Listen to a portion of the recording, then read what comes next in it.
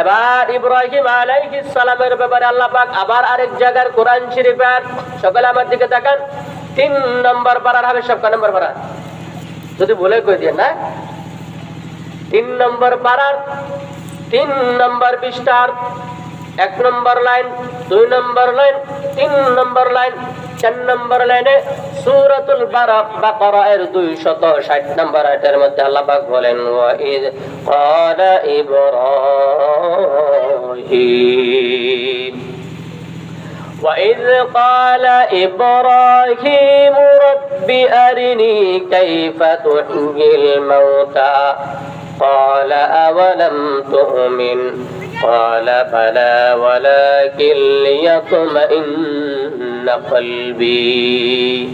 এই যে আমরা এখন বসে আছি, একটু পরে কি কাজ করবে এটা আমরা জানি না, এবং আমরা যে এখানে উপস্থিত রয়েছি, এর আগে আমরা ছিলাম আমাদের মায়ের পেটের ভিতরে, এর আগে আমরা ছিলাম আমাদের বাবাদের পৃষ্ঠদেশে, এর আগে ছিলাম আমরা রূহের জগতে। তাহলে আল্লাহ পাক আমাদেরকে রূহের জগৎ থেকে বাবার পৃষ্ঠদেশে পাঠালেন, সেখান থেকে মায়ের পেটের ভিতরে পাঠালেন, সেখান থেকে আমাদেরকে দুনিয়াতে পাঠালেন। আমরা আজকে এখানে বসে আছি, একটু পরে কি করবো সেটা জানি না। মৃত্যুবরণ অবশ্যই করতে হবে, মরার পরে আমরা কবরের মধ্যে চলে যাব, কবর থেকে হাসরের ময়দান, পুল সিরাত, জান্নাত, জাহান্নাম, এইভাবে করে সর্বশেষ ঠিকানা হলো জাহান্নাম জান্নাত। তো আল্লাহ তাআলা এই যে কাজগুলা করাইতেছেন, ইব্রাহিম নবী বললেন, আল্লাহ আমাদেরকে মাটি দিয়ে বানাইছেন, ঠিক আছে, কিন্তু আমরা যখন মাটিতে মিশে যাব তখন কিভাবে আমাদেরকে জীবিত করবেন একটু দেখাইয়া দেন। মাটি থেকে আমাদেরকে জীবিত করবেন কিভাবে একটু দেখায় দেন। কে বলতেছে? ইব্রাহিম নবী বলতেছে আল্লাহকে। এবার আল্লাহ পাক বললেন, ইব্রাহিম তুমি কি বিশ্বাস দাও না রে ইব্রাহিম? ইব্রাহিম নবী বলেন, আল্লাহ আমি বিশ্বাস করি আপনি মৃত মানুষকে জীবিত করার মতো ক্ষমতা আপনার আছে, কারণ যেটা করার ক্ষমতা কারো নাই, ওই কাজটা করার ক্ষমতা একমাত্র আমার আল্লাহর আছে। কাদের কুদরত দারি বরকামাল أنت ربي أنت حسبي ذو الجلال تهي قادر جليل لا جغادار مغر حال تهي মেরা নিগাহদার। তাহলে আল্লাহ তাআলা বললেন, ইব্রাহিম তুমি বিশ্বাস করো? বলে আল্লাহ আমি বিশ্বাস করি।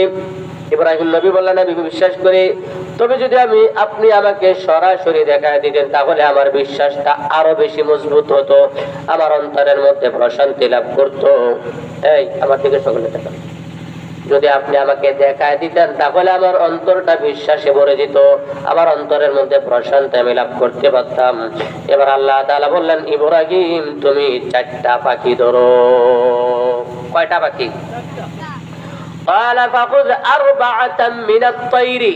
এটা মাদ্রাসা, ভুল ওয়াজ করার সিস্টেম নাই। বলা মানে ওয়াহিদে মুজাক্কারে গায়েব, ঠিক না? ঠিক। বলা মানে আল্লাহ তাআলা বললেন ফাখুজ, ফা মানে সুতরাং, খুজ মানে ধরো।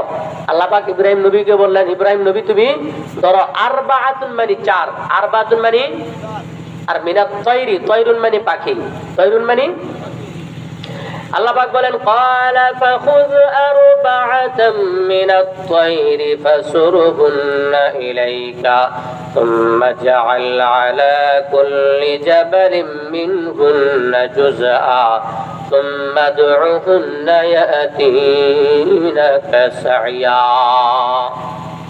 ইব্রাহিম নবী যখন 4টা পাখি ধরলেন, আল্লাহ তাআলা বললেন 4টা পাখি তুমি তোমার কাছে লালন পালন করো।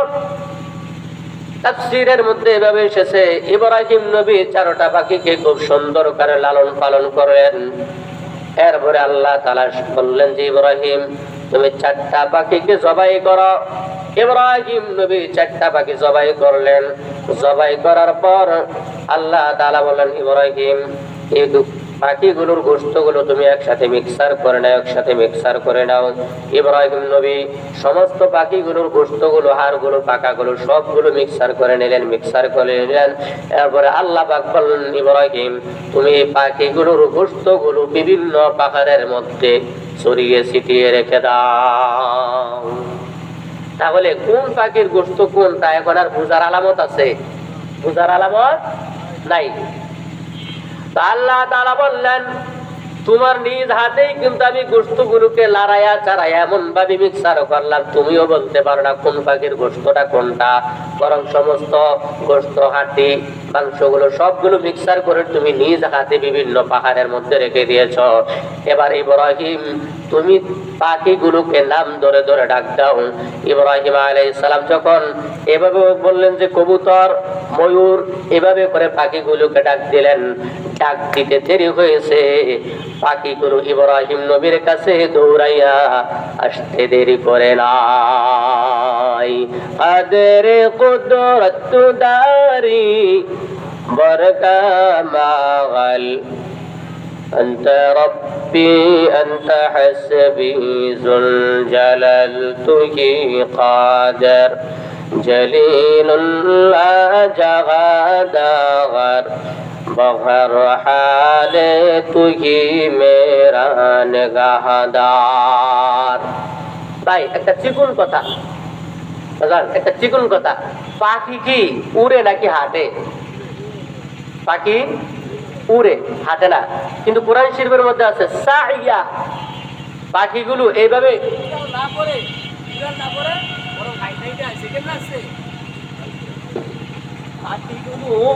পাখিগুলো উড়াল না পেরে হাইটে হাইটে আসছে। কিন্তু পাখির স্বভাব কি হেঁটে হেঁটে আসা, যদি তাড়াতাড়ি যাওয়ার প্রয়োজন হয় হেঁটে হেঁটে আসে না, দৌড়ে দৌড়ে আসে। আর মানুষ কি উড়াল পারতে পারে? তাহলে একটু ভুল মনে হয় না? কিন্তু আল্লাহ কি আবার ভুল করার সম্ভাবনা আছে নাকি? তো বললো যে পাখিগুলো যদি উড়ে চলে আসতো তাহলে একটা সন্দেহ ছিল, কোন পাখিগুলো আসলো? ইব্রাহিম নবী যেই পাখিগুলোকে একসাথে মিক্সার করে ফেললেন, সেই পাখিগুলো আসছে দৌড়াইয়া নাকি হঠাৎ করে কোত্থেকে চলে আসলো? এটা একটা সন্দেহ থাকতো নি, শুধু উড়ে চলে আসতো। কিন্তু উড়ে না আসে, ইব্রাহিম নবী তাকায় আছেন। পাহাড় গুলো থেকে, 4টা পাহাড় থেকে পাখিগুলো দৌড়ে দৌড়ে দৌড়ে দৌড়ে আসে। সুবহানাল্লাহ বলবেন না? তাহলে কি আল্লাহর ভুল নাকি আমাদের বুঝার ভুল? পাখি স্বাভাবিকভাবে উড়ে, পাখি স্বাভাবিকভাবে উড়ে, কিন্তু উড়ে আসলে একটা সন্দেহ থাকতো, যেন সেই সন্দেহটা না থাকে। এজন্য আল্লাহ পাখিগুলোকে উড়াইয়া না উড়াইয়া দৌড়াইয়া নেওয়ার ব্যবস্থা করলেন। সুবহানাল্লাহ বলেন। তাহলে এটা, এই ঘটনাটা শুই না খুব মজা লাগলো, ভালো লাগলো না? ভালো লাগছে। তো এখন আমাদের জন্য শিক্ষণীয় কি? শিক্ষণীয় হলো, যেইভাবে পাখিগুলোকে আল্লাহ তাআলা একদম চূর্ণ বিচূর্ণ করার পরও আবার একত্রিত করে দিলেন, তেমনি ভাবে আল্লাহ পাক আমাদেরকে মাটির সাথে মিশ্রিত করে দেওয়ার পরও পাখিগুলোর মতো করে আল্লাহ পাক আমাদেরকে আবার জীবিত করবেন। ওই যে ইব্রাহিম নবী প্রশ্ন করছিলেন, আল্লাহ আপনি কেমনে করবেন? আল্লাহ তাআলা বললেন, পাখিগুলোকে যেমনি ভাবে আমি চূর্ণ বিচূর্ণ আলাদা আলাদা করে দেওয়ার পরে যেমনি ভাবে একত্রিত করছি, তোমরা মারা যাওয়ার পরে তোমাদেরকেও আমি এমনি ভাবে একত্রিত করব। তো ইব্রাহিম নবী প্রশ্নের উত্তর পেয়ে গেলেন। আমরা মারা যাওয়ার পরে আল্লাহর চোখের সামনে, আল্লাহ তাআলার সামনে দাঁড়াইতে হবে কিনা? দাঁড়াইতে হবে না? এই যে অনেকে আমার আছে ছাত্র, তারা যদি অপরাধ করে আমি যদি বিচার করি, এটা কি তাদের জন্য সহজ না কঠিন? কঠিন না? কঠিন। তো আমরা সারা জীবন কি করলাম, এটা আল্লাহ তাআলার সামনে বিচার হবে না, আমাদের হিসাব দিতে হবে না? তাহলে এই বিষয়টা এখান থেকে আমরা শিখলাম। তাহলে যে গুনাহ করি, এইভাবে গুনাহ করলে কি চলবে? না, গুনাহ ছেড়ে দিয়ে তওবা করতে হবে। তওবা আপনি কি জন্য করবেন? আল্লাহ তাআলার সামনে আপনাকে যেতেই হবে। আমার থেকে, আপনার থেকে আরো বড় শক্তিশালী যে ফেরাউন, সিটিং বাটপার, জাতীয় সিটিং, এত বড় লম্বা, ঠিক আছে, এত শক্তিশালী, এত লক্ষ কোটি টাকার মালিক, সেও আল্লাহ তাআলার কাছে হিসাব দিতে হবে।